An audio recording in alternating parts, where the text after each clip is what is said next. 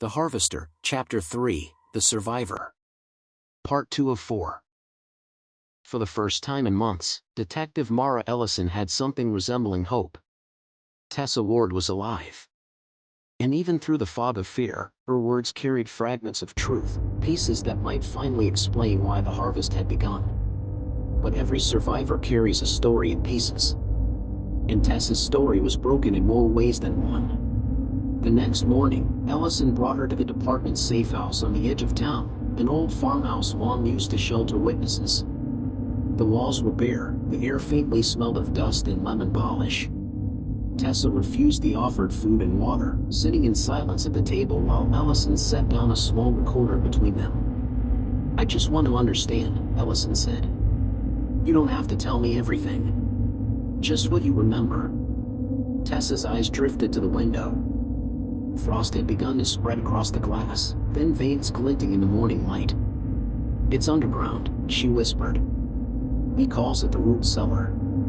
Ellison leaned forward. "What happens there?" Tessa's voice was flat, emotionless. "He digs. Always digging. He says the earth keeps secrets that the ground remembers." Her hands trembled. "And there's music. Not real music, just humming, low, like a prayer. The smell is the worst part. Varnish, wax, and something else, something dead." She paused, looking at Ellison for the first time. "He talks about you." Ellison's pulse spiked. "Me?" Tessa nodded slowly.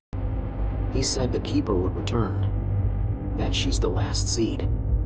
Ellison felt a chill run down her spine. She didn't ask what that meant, not yet. That night, Ellison reviewed the recording alone in her car. Tessa's voice crackled through the static. "He waits beneath. He listens to the roots."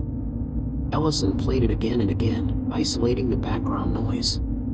On the third listen, she caught it, a faint echo behind Tessa's words. Not feedback, not wind. Something rhythmic. A distant metallic thud repeating every few seconds. She adjusted the gain and played it slower. It sounded like a shovel hitting dirt. The next morning, the safe house was silent. When Ellison arrived, the front door was unlocked, and the window had been shattered from the inside. The bed was empty. The blanket lay folded neatly. On the floor sat a single pumpkin, perfectly round, carved with the number 15. Inside, instead of a candle, was the recorder. She pressed play. A man's voice filled the room, calm and steady. "You planted her in the wrong soil, keeper. The root always finds its way home." Then the sound again, the rhythmic thud, thud, thud, fading slowly into silence. Ellison called for backup, but deep down she already knew they wouldn't find Tessa. Not this time. The harvester hadn't taken her back.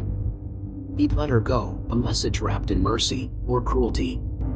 As she drove back toward town, she passed a field dusted with frost.